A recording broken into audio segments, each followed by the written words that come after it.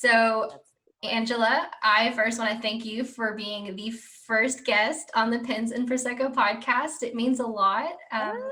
Really appreciate it. Is this your first time being on a podcast? This is my first time doing anything like this. I've done like Instagram lives twice, and like that was the extent of my speaking experience. So thank you seriously for even thinking of me, and to be your first is an honor. So seriously, I'm so excited. I'm nervous, but mostly I'm just really happy. Same. I am so glad to have you. Very excited and nervous as well. I'm glad that we were able to get over the technical hurdle that I was responsible for. I will claim that. I was absolutely responsible for it. And for the whole 20 minutes, I pretty much was blaming you, and I'm so sorry. The whole time I was blaming you. You know what? It usually is my fault. So I'm okay with that. I'm used to being the problem when it comes to technical issues. Well, so am I. So I think I've got you beat there on that one. But thank you for being so patient and understanding. And I'm just glad we got it worked out. So yeah, no kidding. So I already gave a bit of an introduction on you in the beginning of this podcast. So I really just want to jump right into your love for writing. You told me, before the podcast, in your description, how that crisp evening in February of 2016. Yeah. I absolutely love it when writers remember their moments, like when they realize that they were meant to create words and move people with words. So I would love it if you could just describe that beautiful day and that beautiful moment for us. I'd love to. And it's so funny to me. I don't know, when this podcast will air, but it is February. And so it was just so weird because it was February when I first opened the laptop, and I'm in my bedroom where I went and I sat on my bed and I opened my laptop for the first time. It isn't even my laptop. It's my partner's laptop. Like my laptop is an old friggin' Dell from when I was in college. So that wasn't working. And it's funny because I'm still using his laptop. I have hijacked it. It is now mine. And it was just one of those things that I had recently quit working. We purchased a home, so we were renovating. And so I was kind of like in this weird space where I was lost. Like I didn't really have things to do. I mean, I loved reading, and that was about the only hobby I had. Mm-hmm. And I've always been very creative. I've always danced or put on little shows or whatever. So I needed something. I think creative people are kind of like monsters in a little bit, like if we don't feed the creative beast, like we become terrible. So absolutely. So I was going through it, right? And he was like, well, my family, like a lot of the men in my family are poets and playwrights and artists. And so he was like, you love to read, your family are all writers. Like, why don't you just try it? And so pretty much that night I went into my room and I just started clacking away at nonsense. Like the first little thing I wrote was absolutely absurd, but then I was like, but this is so fun. Like I think everyone's first writing is just you just never want to talk about it. I feel like it's like that for everyone. Yeah, it's so bad and amazing all at once, right? Like it's just, yeah.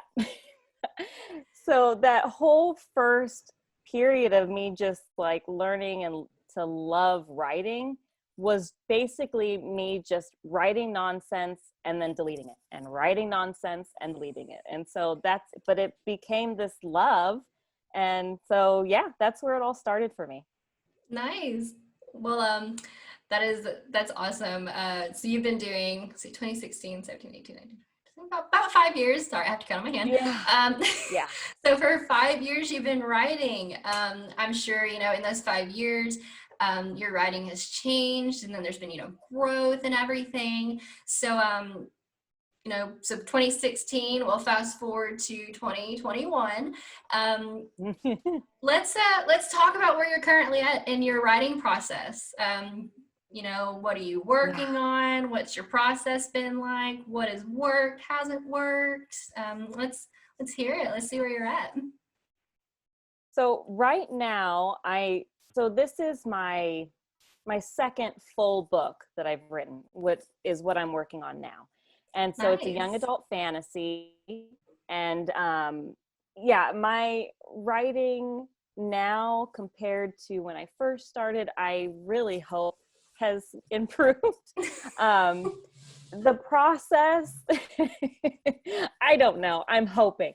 The process has changed. Like, it's just an amazing change.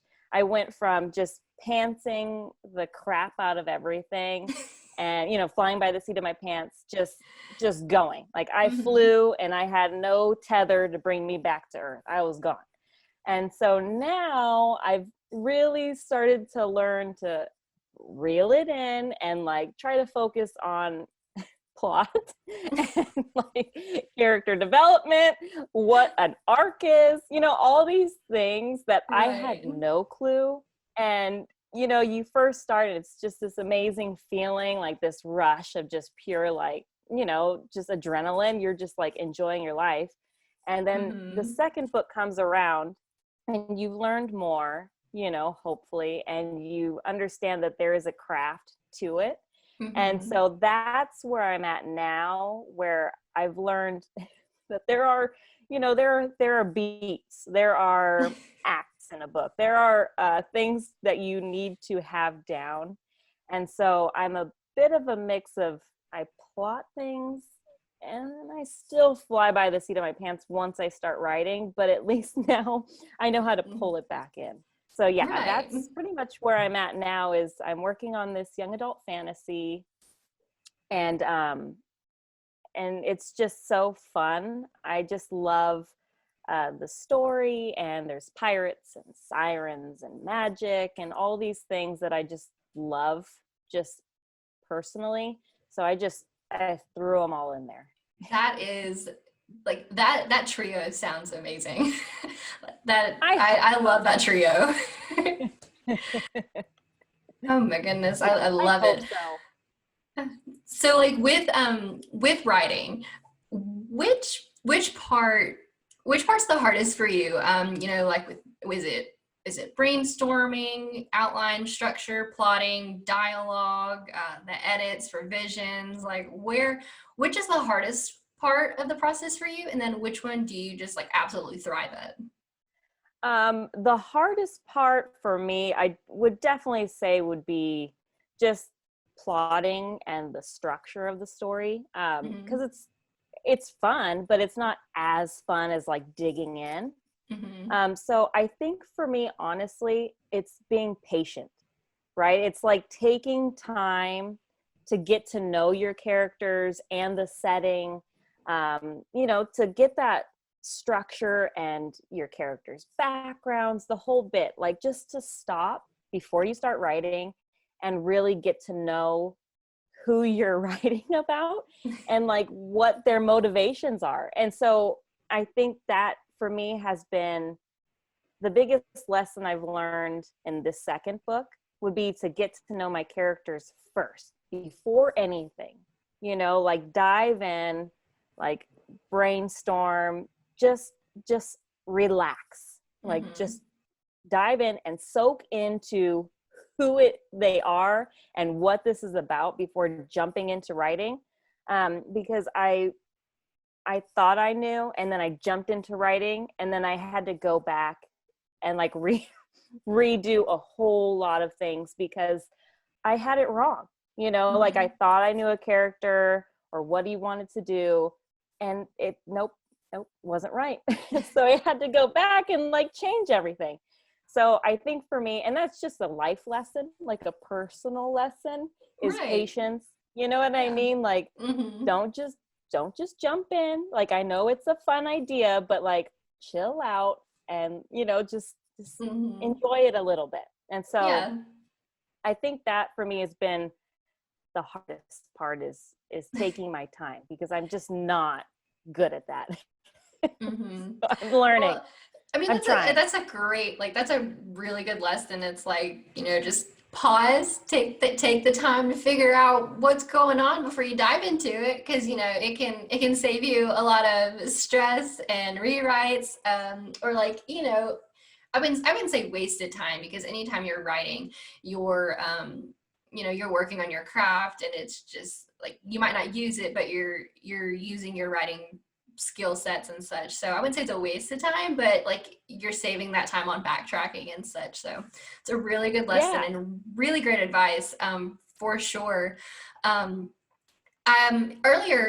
when I reached out to you, you were mentioning that you're hoping to query towards the end of the month. Are you still on that timeline?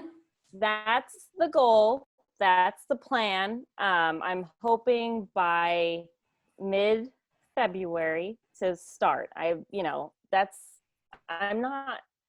looking forward to it, and I'm not looking forward to it all at the same time, because querying is like, it's so scary. It's so scary. It really like, is. Is it your first time querying? It's not. So with the first book, Mm-hmm. I actually wrote something. I wrote something that had a beginning, middle, and end. It wasn't the best, but I thought it was. I thought it was the best, right? I was like, that's it. Like, I'm it. And so I started querying, thinking like, I'm going to get it right away. Like, I got this. I didn't have it. I did not have it. That is my same started. experience. Like, I feel you on that. That's how I was, because I've queried once before. And I thought, I was like, I got this, let's go. And no, I did not have it. So I'm right there with you. And I feel like, having that kind of experience or that moment helps shape what you do next. And it's like, you've got to put yourself out there. You got to put yourself out there and just take what you get back from it. And in that process, when you queried the first time, it's like, okay, so I need to work on this, and that just helps shape the writing process, and what you get out of your, like, what work you get out, like, it just makes it so much better. So I feel you on that one. I feel like a lot of writers do that. I think so. It just happens. I think, it does. And we should be proud, right? Like, we wrote a book. Like, yes, not many so people proud. write a freaking book, right? And so Mm-hmm. I was definitely feeling myself. But you should. But no, you should, though. Like, you accomplish something so big. Writing a book is a big deal. And then my gosh, when you query for it, that's an even bigger deal, because you're opening yourself up for just to be critiqued. And sometimes when it's your first time getting rejections, like, I don't know if you felt this way, but like, when I did it, when I got my first round of rejections, I thought, maybe I'm not supposed to be a writer. Maybe this isn't what I'm supposed to do. But, thankfully, the writing community that I found shortly after that was like, it was well known that that's normal. And I'm glad I found that writing community. Otherwise, I probably would have stopped, because I thought, okay, well, I shoot my shot and I miss, call it quits. Yeah, 100%. 100%. Yeah, for sure. Honestly, I mean, it was not a good experience, because obviously nothing came of it, but nothing is a bad, right? It's all a learning experience. So yeah, and you have to learn it at some point. Yeah. I wouldn't say it hardened me. Like, it didn't like my soul is gone. Like, but it doesn't hurt as bad anymore. You know what I mean? Like, what I really figured out, and it took me a little bit, is that it's not personal. Like, agents aren't reading your stuff and be like, oh, Angela Montoya. No, they don't know me. it's not that, it's just they're not looking for what I have to offer at this time. So, it's one of those things where like it hurts, like you're like, right? You want to cry and eat lots of like ice cream and stuff. I did, obviously. But like you get over it and you keep going, and after a while it's like, okay, moving on, And so the first book, that was my experience, was I took my lumps, I learned, I dusted myself off, and I thought, well, okay, this obviously isn't what the market is looking for at this moment. And I had a lot of actually really constructive feedback from agents that had my foals that actually for some reason wanted to read my stuff. I don't know why, but I had constructive feedback where they're like, you're close, you're not there, like work on your world building, come back later. And so I did, like I put my head down, I started actually reading books on the craft of writing and like trying to learn actually what I was doing. And so now I feel like I'm ready to query again, but I know querying is, it's not the funnest thing in the world. It's not, and it can be brutal at times. But that's why, like, that's kind of like the purpose behind me wanting to do this podcast in general. Because one thing I always love to say is that the less alone a writer feels, the less likely they are to give up. And good. I think the more writers talk about their journey, like what's going on, the more it's going to help other writers. Because like I said, I shoot my shot, missed, about gave up. So just being open with writing experiences, it's just so important, and it can help other writers just keep that little fire that they have in their heart. Because like every writing journey is unique, but they're all absolutely worth pursuing. Some of them might take longer, some might be shorter, some might have a ton of bumps in the road, but they're all worth pursuing 100%. So thank you for talking about like your querying process. It's so important to know up front that like just because you don't land an agent doesn't mean you're not a good writer. It just means not the right time for this book, or maybe need to take a step back and reevaluate the approach on the book and everything. So important to stress that to writers, especially new writers. Absolutely. So with the querying process, how do you keep it organized? Because I know sometimes when you're trying to like reach out to these agents, and you got to make sure you remember, I don't want to query someone twice or and whatnot. So how do you keep it organized? So the first thing I did was I got a separate email account. So, all my personal emails go one place, all my querying alone, all those emails go somewhere else, and it has its own little tone. So I know if, it's from that inbox, I can be excited or like, tremble in fear that I've got an email.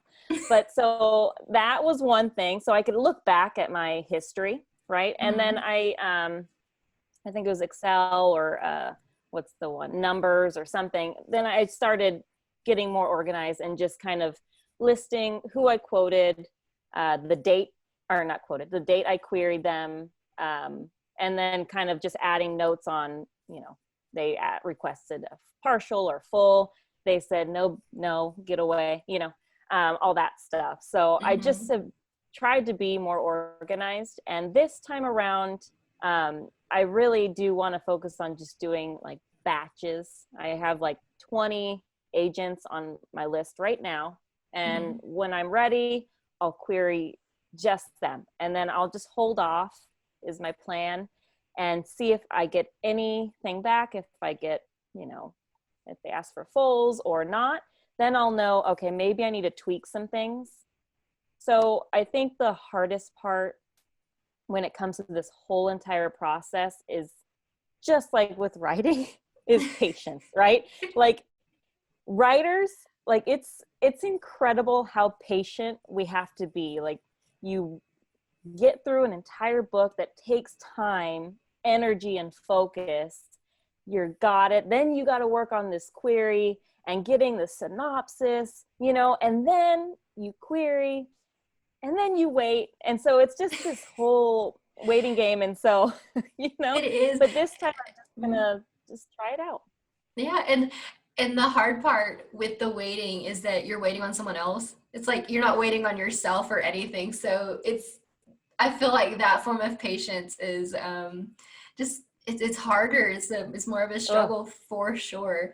It's so hard. So you mentioned the query letter and the synopsis. How was crafting that for you? Was it easy? Was it difficult?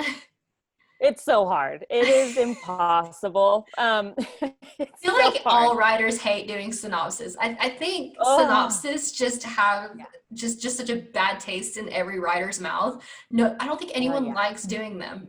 Nope, not at all. Like that. And it, you know, a synopsis, it's supposed to just be a very basic kind of just like a bulletin of just what happens, right? The skeleton of what happens. And so it's so hard to fit in anything that's kind of enticing and like a little voicey. So it's this balance of like trying to cram in an entire book. You're literally like taking this to this.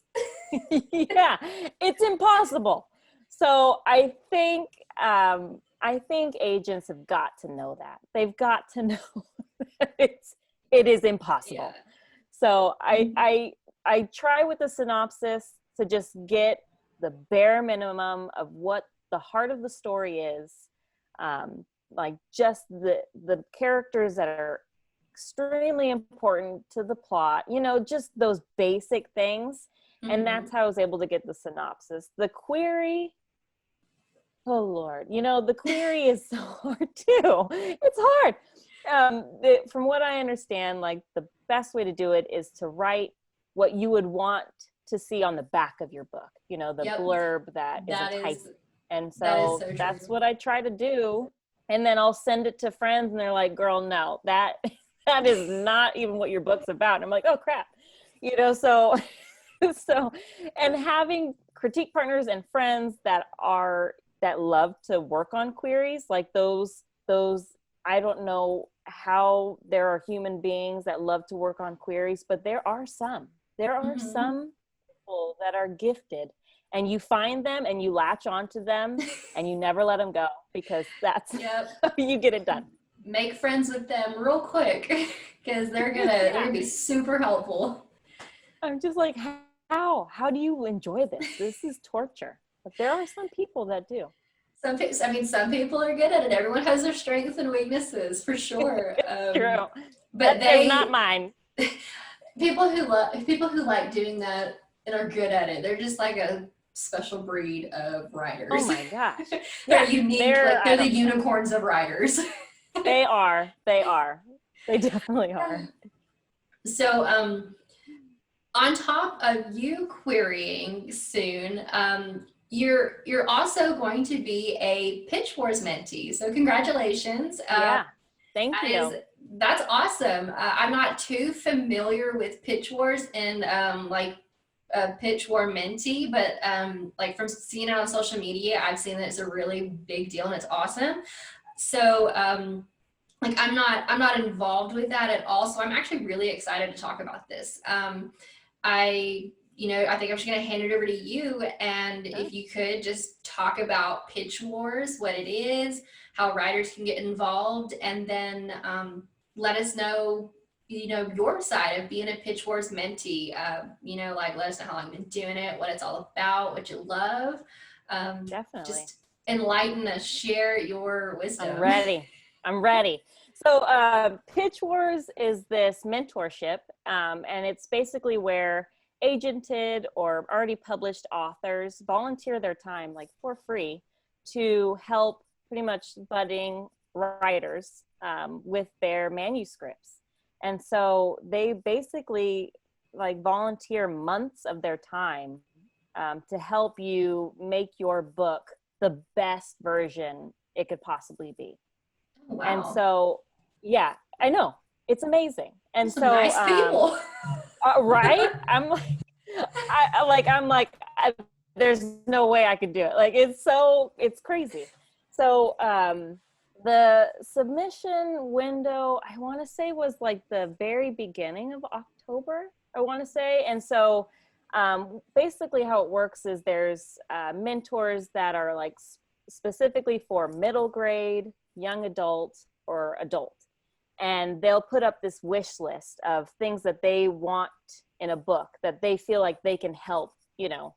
So say there's a mentor that she's really good in fantasy and she loves pirates. So she's going to write that on her list. And people like me who want to submit are going to go to these lists and be like, oh, perfect, right? Like, she can help me. And so there's, I don't know the exact number of mentors, but I mean, thousands of people submit. I think the number was like 4,000, like 200 and something. Yeah, people submitted. And of that, there was 115 mentees that were chosen. And so we got, what you get to do is you get to submit to 4 mentors that you feel like will like your book, right? Mm-hmm. And so you'll give them your query, your synopsis, and the first maybe 5 or 10 pages of your work. And then you give it to them. It's freaking like querying. I mean, it's brutal, right? Mm-hmm. They are preparing us for the real world. So it's great. So you basically submit and you cross your fingers and your toes and you hope somebody would like to read your manuscript. And fortunately for me, I had someone choose me. And her name's Margie Fuston. She has a book coming out this August, and she chose me to be her mentee, and I couldn't believe it. Like, it was one of those things where the fact that somebody wants to take their time to help me with my book, that they believe in the book enough, you know, that they're willing to take their time and expertise and like and help me calm my nerves and like listen to my crazy texts throughout the hours of the night, right? And be like, it's okay. So to me, just knowing that Margie liked my book enough that she wanted to help was the biggest honor in the world. And so we started November 7th or November 6th is when I found out that I was chosen. And then, so November, probably a week after that, she gave me my edit letter, which is, it's the torture in itself. It's basically all the things that, you know, she'd like to see changed or needs to be tweaked or all these things. And so it was, you know, pages long because it was rough. So, so she gave me that, and then we, you know, had like a video conference and we chatted about that. And what was so cool is she got it. Like, she understood my book and my characters better than I did. So like, to have someone that just understood where it should go and how I could get there was gold. And it pushes you because we only have a few months. So we started in November, and next week is our showcase. And this is where our pitch and a little blur, or a little, just like a little clip of our first page, pretty much from our first chapter, is basically put on display for agents to come and see. And so this is what, so this is what it's all leading up to. And not every mentee feels like they're ready to do the showcase. And that's totally okay, because at the end of the day, it's about that relationship with your mentor and making your book the best it can be. Like, really, that's all that it is. And so that's why it's so great. But so next week is the showcase. And so I'm just sitting here trying not to think about it and like pretend that it's not happening. that agents aren't going to be looking. And what they can do pretty much is they'll like send a little note pretty much saying like, oh, I'm interested, shoot me your manuscript. So the whole point is to get these agents interested. It's kind of like it's like a query trench, just right out there where they can see it. You know what I mean? That's amazing, because like you're not having to worry about getting stuck in their emails or the slush pile. Like they're specifically going to this little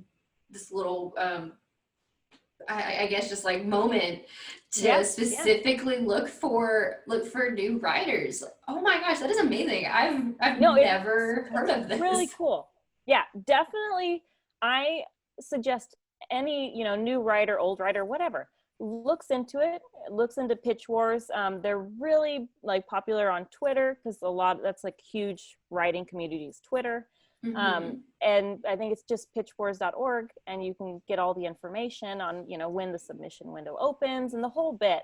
But I actually submitted in 2018 with my first book, and I didn't get chosen.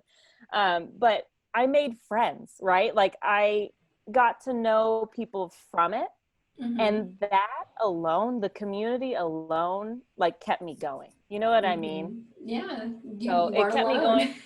Yeah. And I came full circle, and it was really special to me, because in 2018, two mentors, it was a team, Kim Chance and Megan LaCroix. And I had my heart set on them. I didn't get chosen from them, but like we became friends. And they've helped me through this process because they understand it. And so it was so fun when I got chosen from Margie to go back to them and be like, dudes, like I don't want to cuss, but I'm like, oh my God, like guys, I'm in, and so it was just such a fun, like full circle moment, because with writing in the community, you never know who's going to go up, who's going to plateau, who's doing this or that. And so the friendships are really all that matters, because they know so much that I can learn from, at all times. So yeah, that's Pitch Wars. So the showcase is on for young adult, which is my genre, is on the 12th of February. And I'm just trying not to think about it. Trying not think about it and pretend it's not happening and it doesn't matter, but you know how it goes. So you're just not going to sleep that week? Yeah, no. Pretty much. No. No sleep. I have not been sleeping since November. I've been up. I don't know. So I'm going to crash and I'm just going to hide in a hole after all this happens, and we'll see. Nothing's guaranteed, as I learned from my first querying experience. Nothing's guaranteed. This doesn't guarantee an agent. This doesn't guarantee anything.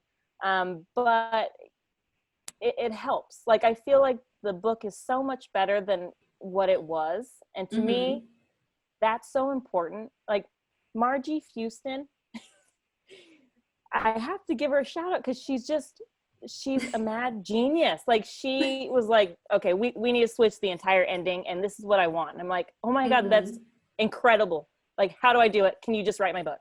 She's like, no, it's your book, but yeah. So I just can't wait for her book to come out. And and all the other Pitch Wars mentees, because we've all kind of become friends through this whole thing. And so, so it's just exciting and nerve-wracking and terrorizing, terrifying. It's all of those. It's all of that in a ball. Well, all of it together just sounds fantastic. And to go, from 4,000 to 115. Wow. That is like, props to you. Like that is just something in itself to be proud of, right off the start. So congratulations. Thank you. The fact that like the mentee part, having someone help you with your book baby, that in itself is amazing too. So it's just the whole process sounds, it sounds amazing. So I'll definitely put that information like in the details of the podcast for people to, like research and look more into if they'd like. Definitely. Um, Yeah. but that And there's another sounds one, amazing. author mentor match is another mentorship. I mean, there's plenty, Uh-huh.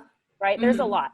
So I just encourage anybody, like, why not? Why not try and have somebody that really knows what they're talking about help you. You know what I mean? Right. Like, it's, yeah. So I encourage, look for any mentorship. If you're into, women's fiction, there are mentorships for that. One of my good friends is, going to try and do that. So it's like, find your thing, go for it, and just build those relationships. That is Build a better book. that is amazing. So I want to, when we wrap up the podcast, I like to highlight two things. I like to ask writers what their most challenging moment of their writing journey was, and then what their most rewarding moment. It sounds like this Pitch Yeah. Wars Mentees might be pretty high up there. Yep. I really can't imagine anything topping that. Yeah, that's been pretty good. I'm not gonna lie. Yeah. Oh man, so that's your most rewarding, understandable. Oh For my, sure. like that would totally be my top one too if that happened to me. So congrats on that. Let's get real. What has been the most challenging part for you? You've been doing this for 5 years. Yeah. Let's get real. What's been the hardest? What has hurt the most? Like just what has affected you in a way that you've, either grown positively or negatively from? So definitely it was when I decided to put down my first book, to let it go. And Mm-hmm. the first book, and I still love it. I still love the characters I wrote and the plot and the twist. Like, it'll forever be in my heart. But I didn't know enough of writing. I didn't know the craft of writing well enough to do it justice, and so I decided to put it down. Well, for a while I thought I might self-publish, right? That's kind of where I was going. And Mm-hmm. then I just had a conversation with a few friends, and it wasn't about like self-publishing or anything. It was just kind of like, well, is your book even ready to be self-published? Like, is it even there? And it was kind of like a gut punch, but it was in the best kind of way. Mm-hmm. And I realized, no, it's not. I didn't know enough. Like, I didn't even have an inciting incident, like the thing that gets your book going, until like page 75. Like, I don't know. I didn't know what I was doing. And so I put it down, and I did stop writing for a little while just because I was depressed. Like, you've been working so hard on this thing, Mm-hmm. and people knew about it. I had friends reading it, family reading it. It was like I wouldn't say it was humbling, like, it was Mm-hmm. like, like, I tried so hard, I didn't do it. And so I stopped, and I even kind of like got off Instagram for a while. I just kind of like hid in a little hole of self-doubt and depression. And I just kind of like festered there for a while until, new ideas started popping into my head and kind of slowly pulling me out of that, just that ugh feeling. Mm-hmm. So I put it down. I let myself just forget about it for a while. And then before I started writing again, I got Save the Cat Writes a Novel, Story Genius. I started, listening to podcasts like this and watching YouTube, all those things. And then I started again. And then that's where I got, the book that I have now, which is Sinner's Isle. And so I'm just so happy that I let myself hurt for a little bit. I let myself kind of mourn that book. and let it go. I just put it in a little thing and I just let it go down the river, And so and I don't know. So it all worked out, but I definitely had it was very humbling. And you got to just kind of go in and into yourself and think, well, is this what I really want to do? And eventually, yeah, I came back and here I am. So yeah. And I'm so glad you came back. Like, just hearing about your book, I'm excited for it. That is like an amazing trio. Your book sounds awesome because you made the cut from 4,000 to 115 and you have a mentee. So you're on the right path. Your journey, it's looking good. So thank you. I it's hope just so. For those who are listening, Angela here is just the example of not to give up. I've had to let go of my first book, and that was really hard for me. Like I've had a similar situation like that, and I put it away, and you're just a great example for what happens when you don't give up. You're a great example for what happens when you're down and then you want to come back into it, but you do so strategically. Yes. You're not just jumping back in, doing the same things you did with the first time around. You paused, you researched, you strategized, and now look at you. That's just amazing. Thank you. I hope you have the most, just the best success. I wish you, I wish that this is a good month for you. Thank you. Come February 12th, you should just be so proud. Come February 12th, I'm going to have my fingers and toes crossed. I'm going to be just, I'll be keeping you in my prayers and hoping the best for you, because from November to now, that's a lot of time, Angela. You've put in a lot of work. So be proud of that, and then just be proud that you're putting yourself out there. I think it's amazing. Thank you for telling me more about Pitch Wars, and I can't believe I haven't I've heard of it, but I've never looked into it. So thank you for sharing that and just sharing your story in general. It's a beautiful writing journey. I loved hearing it. It sounds like you're right where you're supposed to be, and that, to any writer, being where you're supposed to be, it's the best feeling. So congratulations.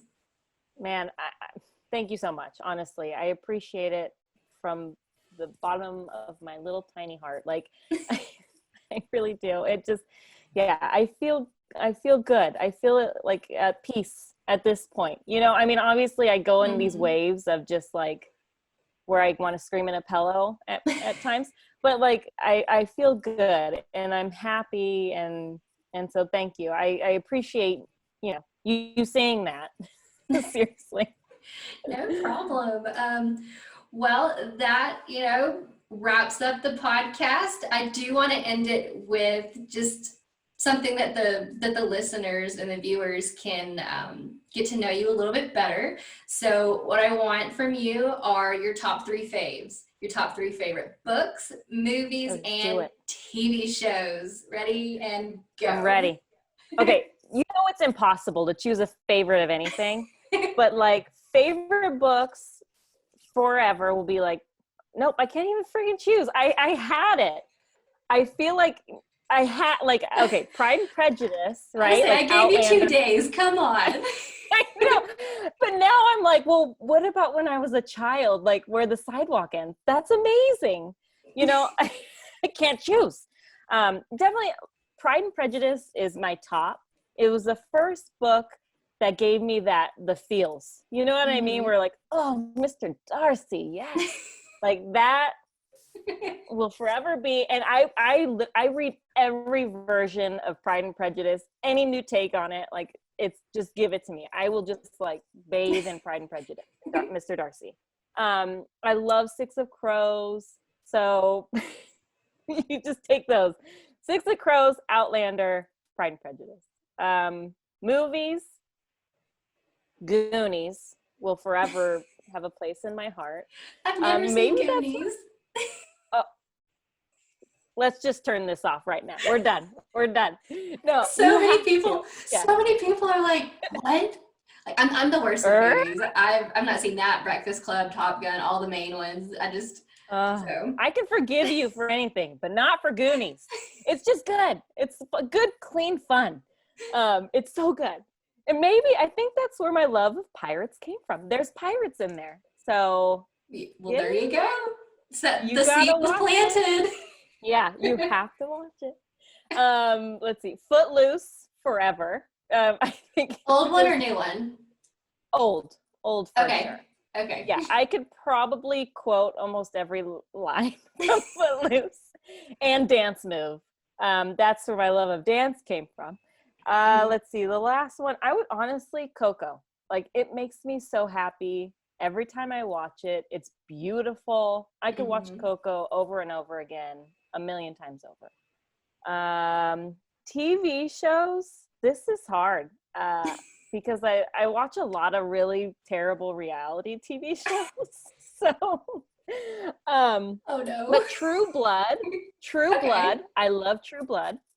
Schitt's Creek will always have a place in my heart as well, right? My fiance and I watched that a couple months ago, and it is by far our favorite show. It's so good. It just makes you happy. You know what I mean? It's just so wholesome. It's just so wholesome. It's great. I have it's in the dishwasher. I have a wine glass, and it says it's my turn to take a selfish. in glitter font. It's so perfect. Love it. I love it. Yeah, it's so good. Oh, it's so Thank you. So good. Number 3. Right?